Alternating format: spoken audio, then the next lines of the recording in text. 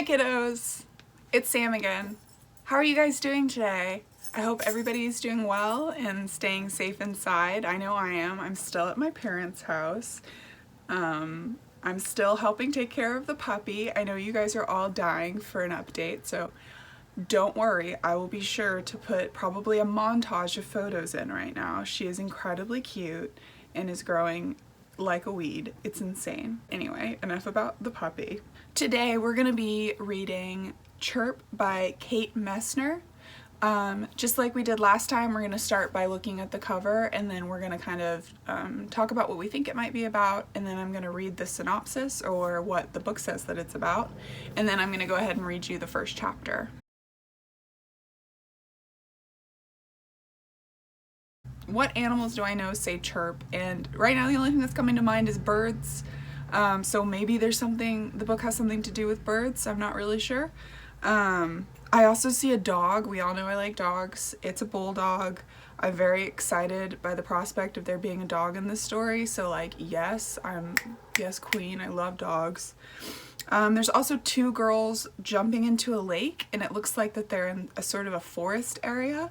So I'm wondering if they're like at a camp of some sort, because when I think of like lakes, I think of summer camp. I don't know about you guys, but I swam in a lot of lakes at summer camps when I was a kid. So I'm wondering if it's going to be about those two girls and maybe their friendship at this camp. I don't know.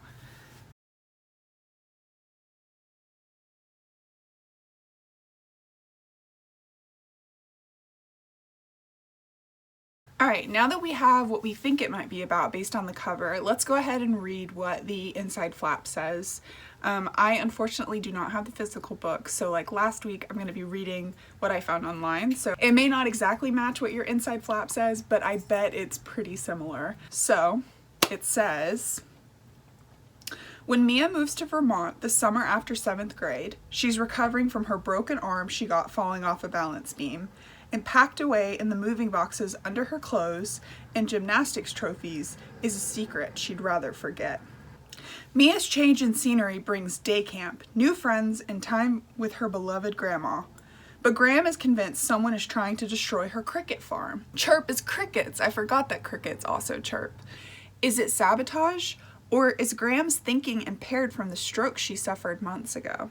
Mia and her friends set out to investigate, but can they uncover the truth in time to save Graham's farm? And will that discovery empower Mia to confront the secret she's been hiding and find the courage she never knew she had? Now I'm going to go ahead and read the first chapter of Chirp by Kate Messner out for you guys. The first chapter is called Seagulls and Sabotage.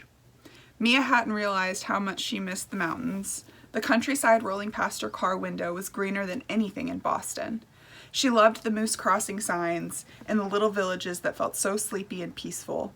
June was in between season in New England, but in another week the roads would be humming with campers and fancy cars full of New York City people who stopped to take selfies with cows. For now, Mia loved watching the quiet landscape drift by. Packing the moving truck the day after school ended had been a hassle, but she really was glad to be moving back to Vermont. The truth was, Mia wished they'd never moved to Boston in the first place. She wished she could erase the past 2 years, but leaving was the next best thing, and she'd have the whole summer to settle in. The 4th of July was less than a week away.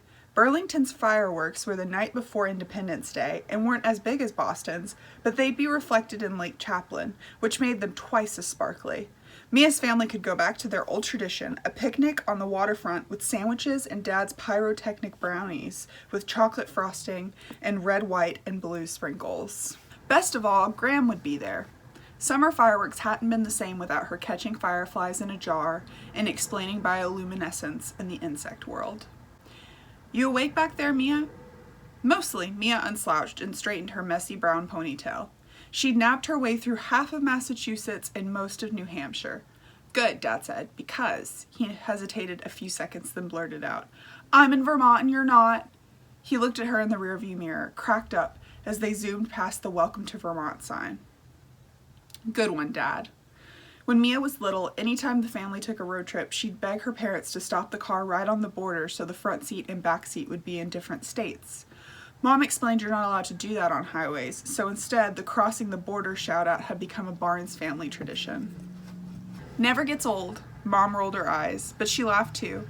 Then she passed a pile of day camp brochures to the back seat. Hey, you forgot these. I grabbed them in case you need to think more about summer plans. Mia hadn't forgotten. No thanks. She tossed the brochures back up front. Mom held up one with a gymnast on the cover. There's a new gymnastics camp. Mia shook her head. I don't want to do gymnastics. That's fine. Dad glanced at her in the rearview mirror. You can make your own decisions about summer activities. Great. At least somebody was on her side. Provided those activities involve something other than watching reality TV, Mom said. Bummer. Add in some Mountain Dew and Chex Mix, and that had been exactly Mia's plans for the summer. When she got hurt and then had surgery a year ago, she couldn't do anything active for months, so she plunked herself down on the couch and watched all 6 seasons of Deal with the Sharks and American Warrior Challenge. When her arms finally healed, the doctor wrote a note saying she could go back to gym, but by then both shows had another season out, so she kept watching. You need to choose 2 activities, Mom said, dropping the brochure in Mia's lap. 1 active and 1 educational. Something for, I know, something for my body and something for my brain, Mia sighed. But I think I build muscle just watching those American Warrior ladies. Have you seen them scale the warped wall? Mia loved how strong they looked, like nobody would ever dare mess with them. And Deal with the Sharks is totally educational. It looks like such a fun show to be on if you had the right invention.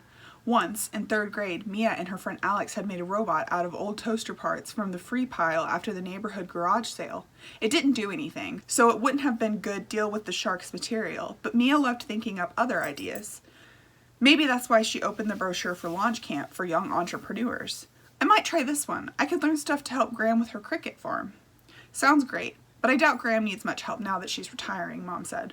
I'm not so sure about that, Dad said. Last time we talked, she didn't sound interested in selling the place anymore. You're kidding. Mom left Mia and her brochure alone and turned to Dad. She had that offer from the man who runs the food processing plant up the street. It was perfect. Dad shrugged. She needs to think this through, Mom said. Running a cricket farm isn't light work, and with her health failing, Mia opened a flyer and started reading about knitting camp.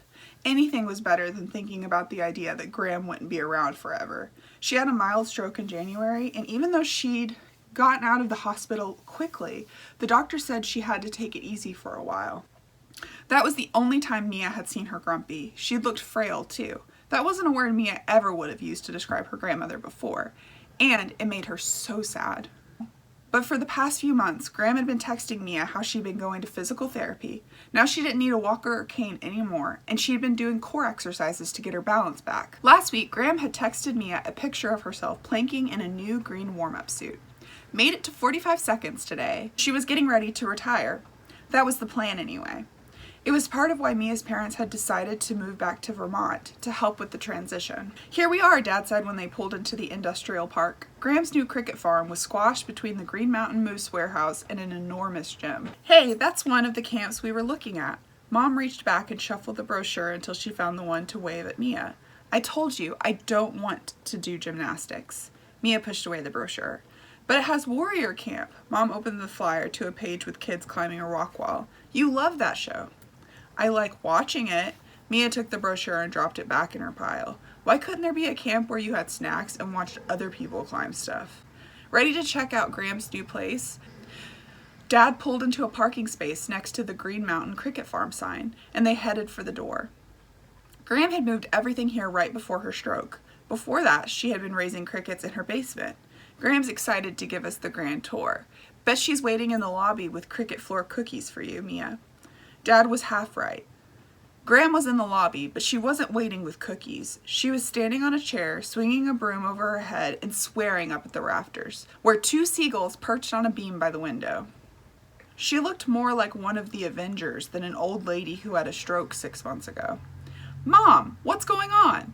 Dad rushed over, helping her down, and took the broom. These birds pooped all over the place, and who knows how many crickets they've scarfed up before we shooed them out there. And now they won't leave. Graham adjusted the green-framed reading glasses on her head, which had gotten half lost in her wild gray curls. Then she seemed to remember that her family was visiting. Sorry, hi. She gave them all hugs. Mia's was extra long. Then Graham reached for her broom back. Dad held onto it. Let's just open the door. I bet the birds will find their way out. You need to relax. Relax? Graham yanked the broom out of his hand. When someone's trying to ruin my life work?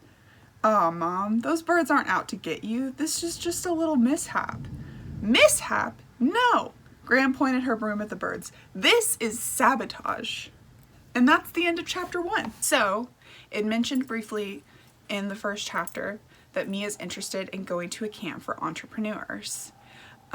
So for this week, the activity that we're gonna do, I thought that maybe each of you guys could draw out your own invention and then post in the comment section and tell me what your invention is and who it's for. I went ahead and did this myself, so I think we're gonna go ahead and cut to voiceover Samantha while she sort of walks you through her process. Hi kiddos, it's voiceover Samantha here. I want to talk to you guys about the invention that I made. I'm pretty excited about it. As you can see, it's kind of a machine. At the top there's a little crinkly thing that's supposed to be a can, but I'm not very artistically gifted. However, what I lack in artistic talent, I make up for in determination and a refusal to fail. So you're going to insert the can into the little slot that I provided, and then that can, the machine, the little arms that I have, can take the recycled material and make it into a face mask. And then the face mask comes out at the bottom, and then you can give it to healthcare providers. I'm spending a lot of time sort of reading the news and seeing the people that are being affected firsthand by what's happening in the world, and the people that are most affected are our healthcare workers, and so I wanted to try to do something kind for them, and I know that they needed masks, so that's why my invention makes masks. So I'm excited to see y'all's inventions. Alright, bye! I'm really excited to see what all of you guys create and to read through the comments and see what inventions you come up with. And if you can dream it, you can make it. It doesn't have to be something that's like, you know, incredibly realistic. I mean, I would love for you to make something that helps somebody else, whether it would help your mom or it would help healthcare workers or it would help your, you know, the people that come and pick up your trash every day, or your teachers. I think that would be really fun. Alright kiddos, I think that's all for this week. I hope you guys are all doing well and staying safe inside. I know that you guys are probably feeling similar to me, which is that you're feeling a bit cooped up and you probably want to get out of the house and do things. I know I certainly do, but it's so important that we stay where we are and that we maintain social distancing. I look forward to seeing you guys all again, and I'm so excited to read all of your inventions in the comment section. So I will see you guys next week. Bye! You're gonna probably see my cat's head. He is, I'm gonna just sort of see if I can get him in the frame because he's being ornery. This is my cat Finn. Say hi, Finn. Hi! He is really putting up with me right now, but he is over it, I can assure you.